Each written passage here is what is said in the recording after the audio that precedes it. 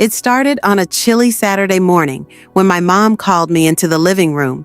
She had that look on her face, the one that usually meant trouble or one of her crazy ideas.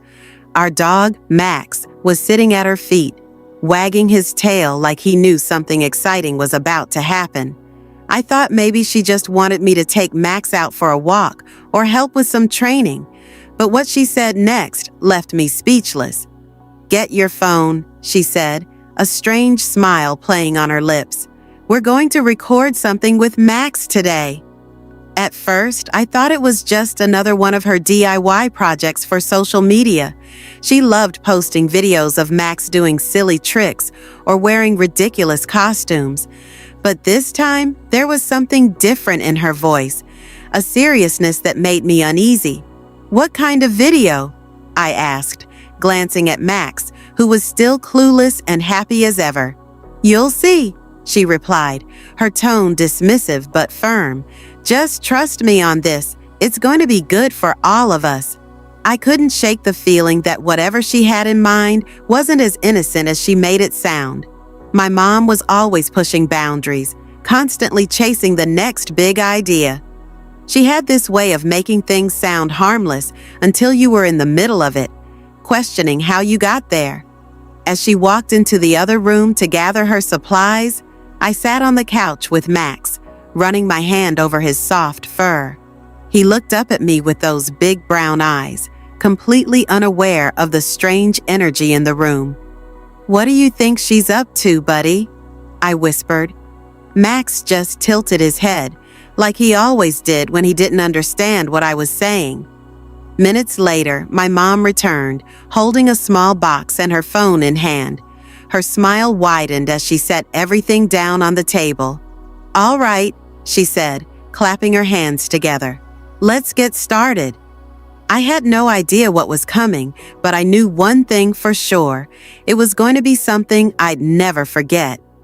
I watched as my mom carefully opened the small box she'd brought into the room. Inside were a few items that looked completely random at first. A colorful bandana, a squeaky toy shaped like a hamburger, and a small tripod for her phone. Max perked up immediately at the sight of the toy, his tail wagging even harder now. "So, what exactly are we doing?" I asked, trying to sound casual, but feeling the knot of nerves tighten in my stomach. She looked at me with a glint in her eye, the kind she got when she was really excited about something. "Just trust me. It's gonna be fun. Max is gonna love it, and we'll have something adorable to post." I wanted to believe her, but I couldn't ignore how vague she was being. This wasn't the first time she'd roped me into one of her ambitious projects. Last month, she'd tried to teach Max to sing along to a pop song for a TikTok challenge, and it turned into an hour of chaotic barking and laughing. But this felt different. There was something about the way she kept avoiding my questions that made my skin crawl. As she set up the tripod and adjusted the angle, she began humming to herself, completely at ease. "You know, these kinds of videos can go viral," she said over her shoulder. "Cute dogs? People eat this stuff up. We could even start making some real money from it." I sighed, leaning back into the couch. My mom had always been obsessed with going viral, as if internet fame could solve all our problems. Ever since Dad left, she'd been juggling side hustles to make ends meet, and I couldn't really blame her for wanting something more. But using Max, that just didn't sit right with me. "Can you at least tell me what the plan is?" I asked again, trying to sound supportive this time. She finally looked at me, her expression softening just a little. "It's just a little skit," she said. "You and Max are going to act out a scene. It'll be cute, I promise." "A skit?" I repeated, raising an eyebrow. "Like what?" Her smile didn't waver, but she didn't answer right away. Instead, she pulled out the bandana and tied it around Max's neck. "You'll see," she said, her voice almost teasing now. I glanced at Max, who looked as happy as ever, but I couldn't shake the feeling that this was about to get way more complicated than I'd signed up for.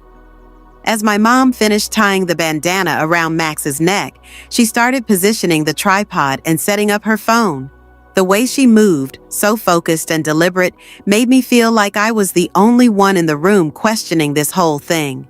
Max, oblivious as always, just sat there, wagging his tail and chewing on the toy. "Okay, here's the deal," she said, finally breaking the silence. "We're going to act like Max is solving a mystery. You're the sidekick and he's the hero." "A mystery?" I asked, my voice dripping with doubt. "Yeah, like a detective story," she said, her tone light, like it was the most obvious idea in the world. "Think about it. People love stuff like this. It's quirky, it's fun, and it'll show off Max's personality. Trust me, this could blow up online." I wanted to believe her. I really did.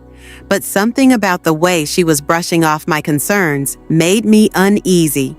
It wasn't just about the video.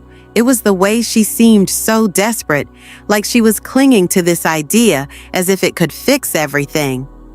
"All right," I said slowly, trying to play along. "What's the mystery then?" She grinned, clearly excited that I wasn't arguing anymore. "It's simple. Max is a detective trying to find the missing hamburger toy." I looked down at Max, who was happily chewing the very same hamburger toy. "You mean the one he already has?" No, she said, waving her hand like I was missing the point. "That's just the setup. We'll take it away, hide it somewhere, and film him searching for it. Then you'll help him along the way, like his partner."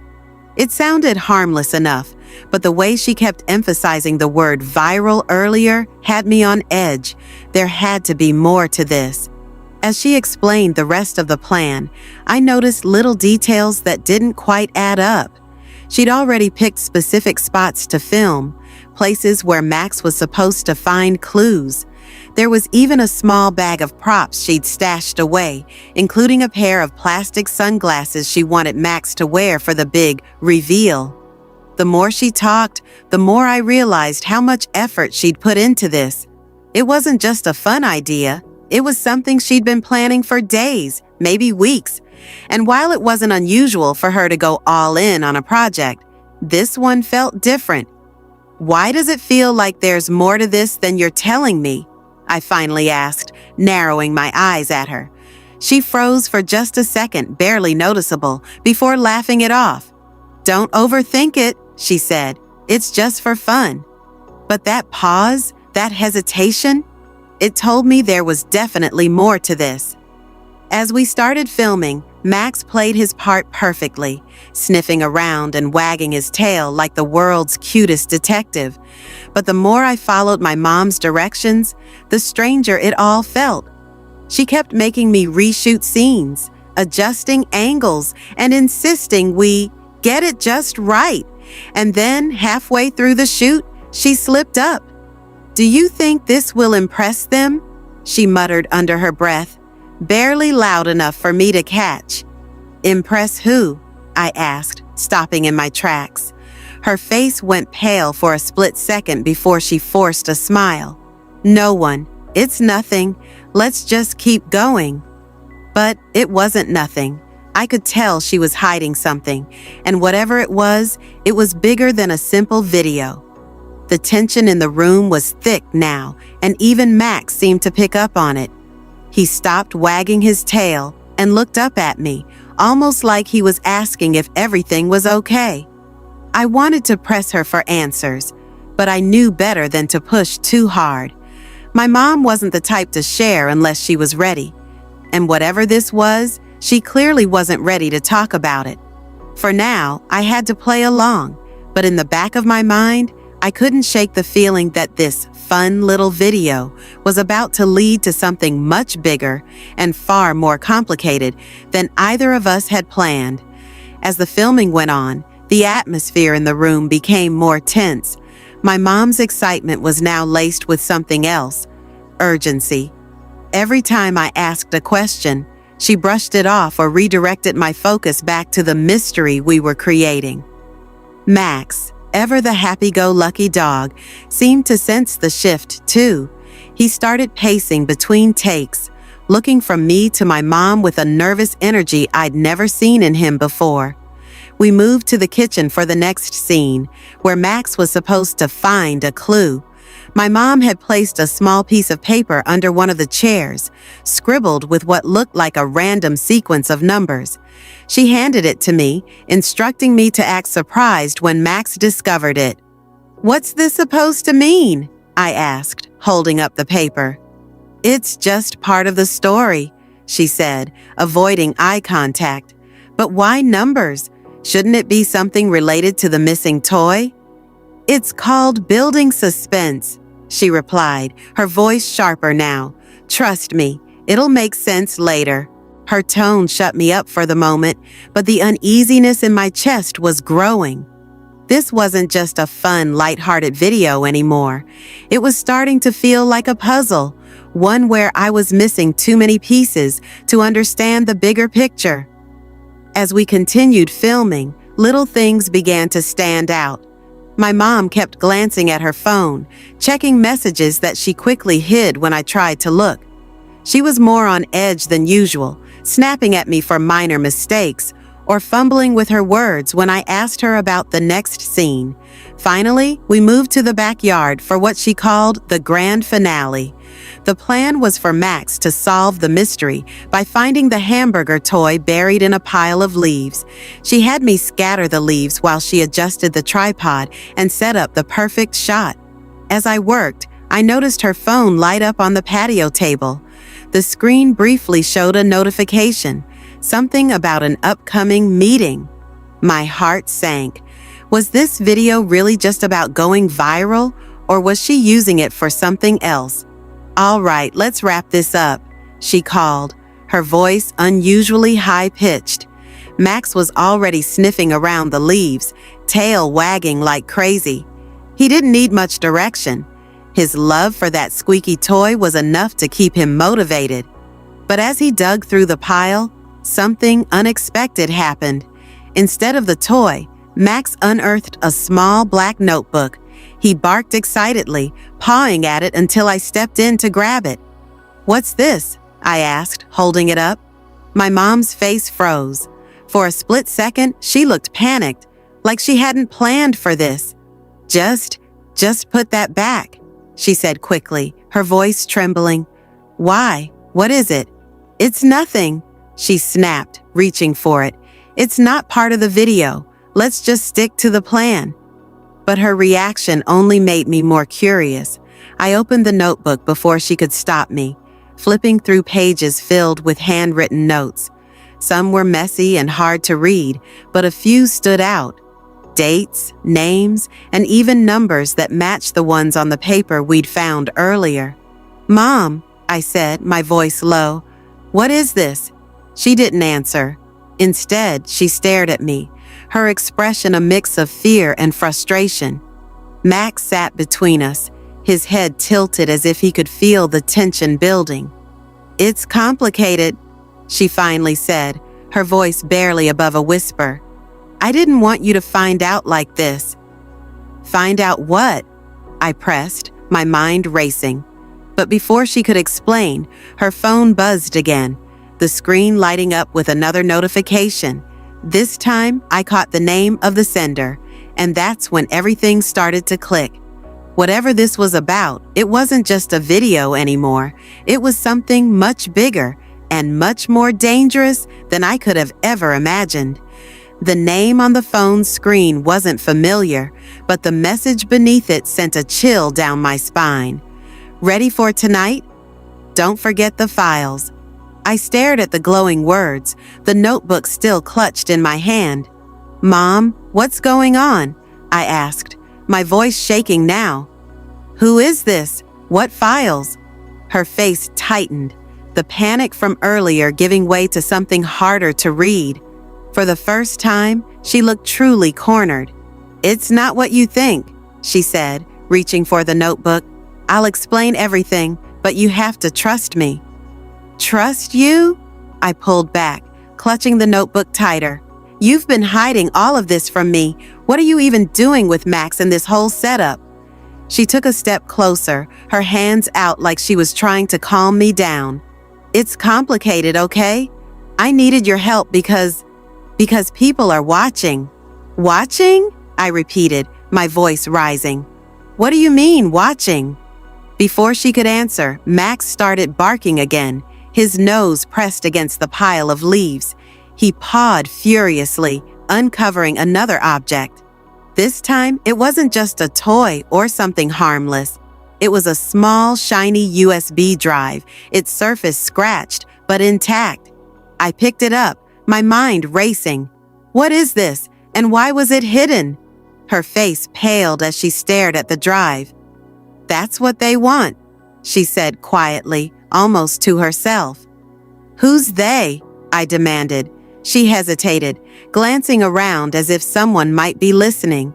Then, in a voice barely louder than a whisper, she said, "The people I've been working with, the ones I was trying to impress with this video. It was never just about going viral." "What does this have to do with Max?" I asked, my voice shaking. "And why drag me into it?" "Because they're not just interested in a cute dog video," she said, her voice cracking. "They wanted a cover, something innocent that wouldn't raise questions while I passed this along." She gestured to the USB drive in my hand. "It's information they need, important information." Her words hit me like a ton of bricks. This wasn't just about social media or going viral. My mom had gotten herself, and now me, mixed up in something far bigger and far more dangerous. Before I could say anything else, Max let out a low growl, something I'd never heard from him before. His eyes were fixed on the fence at the edge of the yard. "What's wrong with him?" I asked, my stomach knotting. She followed his gaze, her expression shifting to one of pure fear. "We don't have time for this," she said, grabbing my arm. "We need to go, now." "But go where? What are we running from?" "Not here," she said firmly. "It's not safe anymore." Her urgency was enough to get me moving.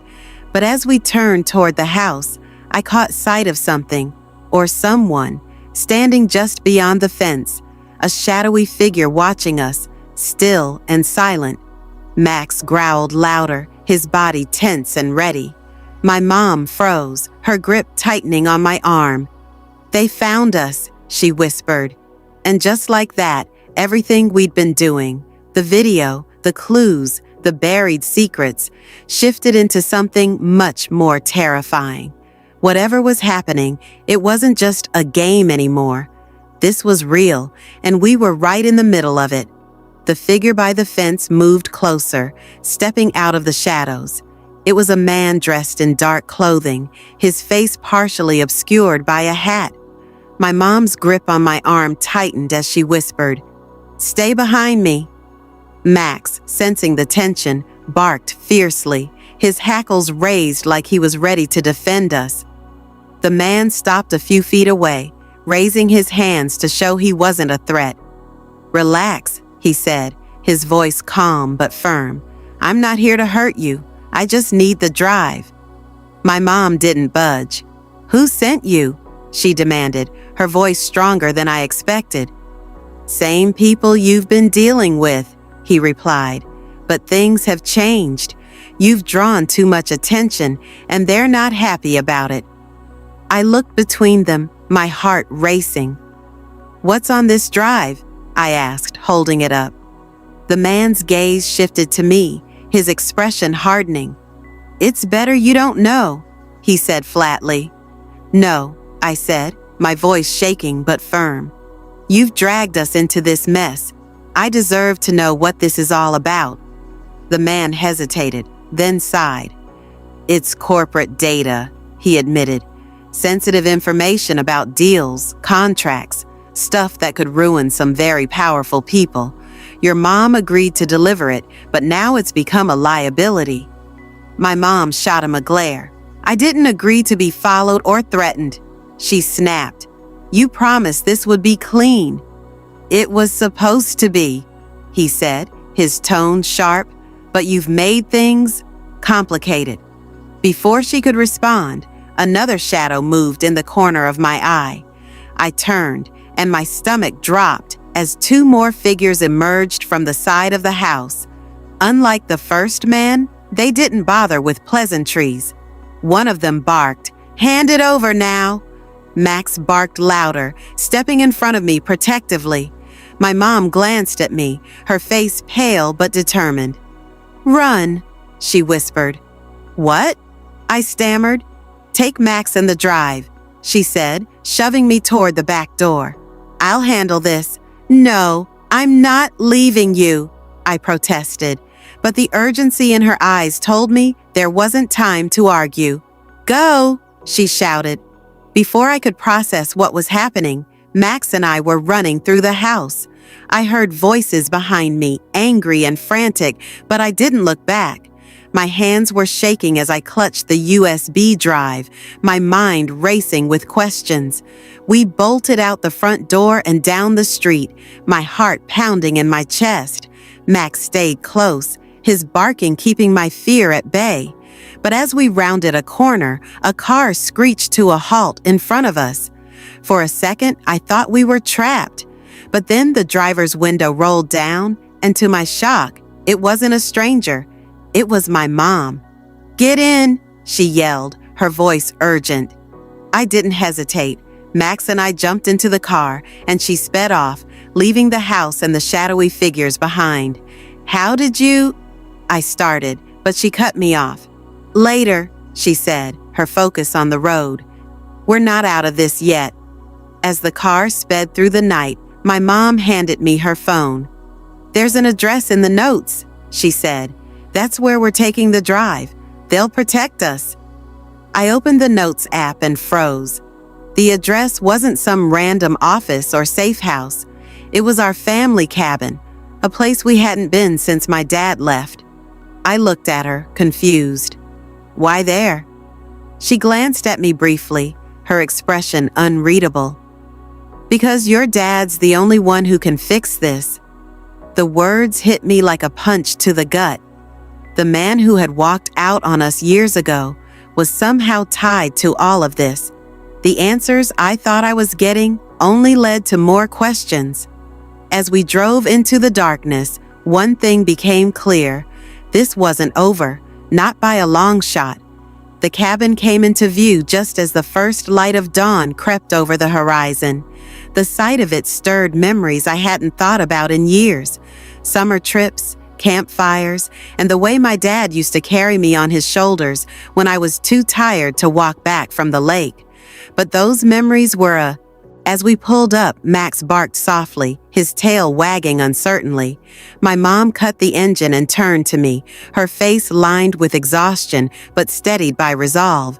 "Stay here," she said firmly. "I'll talk to him first." "No," I replied, gripping the USB drive tightly. "If he's involved in this, I deserve to hear it too." She hesitated but finally nodded. Together, we walked up the creaky wooden steps and knocked on the door. It swung open before we could knock twice, revealing my dad, who looked older and wearier than I remembered. His eyes widened when he saw us, but he didn't say a word, just stepped aside to let us in. Inside, the cabin looked exactly the same, as if time had stopped the day he left. My mom wasted no time holding up the USB drive. "They're after this," she said. "We need your help." He sighed heavily, running a hand through his graying hair. "I told you not to get involved," he muttered, glaring at my mom. "Don't you dare pin this on me," she snapped. "You're the one who left us to deal with the fallout." "Wait," I interrupted, the frustration bubbling over. "What is going on? Why do they want this so badly, and how are you both tied to it?" My dad looked at me for a long moment, his expression softening. "You're old enough to know now," he said finally. "That drive contains evidence of illegal deals from my old company. When I found out, I tried to expose them, but they threatened you both. That's why I left, to keep you safe." "And now?" I asked, my voice barely a whisper. "Now they know you're involved," he said, looking at my mom.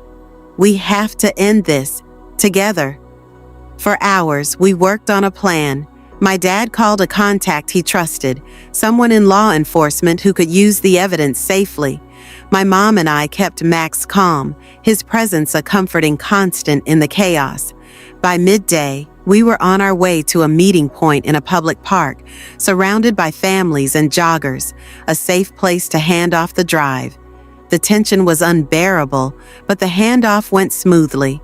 My dad's contact promised to protect us and assured us the evidence would be used to dismantle the corrupt network. As we drove away, the weight of the past few days began to lift. My dad apologized, not just for leaving, but for everything that came after. It wasn't perfect, but it was a start. By the time we got home, the house felt like a sanctuary. Max flopped onto his bed, exhausted but happy, while my mom and I sat on the couch, finally able to breathe. Maybe this can still go viral, I joked weakly, holding up my phone. My mom laughed, a real laugh for the first time in days. "Let's stick to dog tricks next time," she said, and as the sunlight streamed through the window, it felt like we were finally moving forward, together.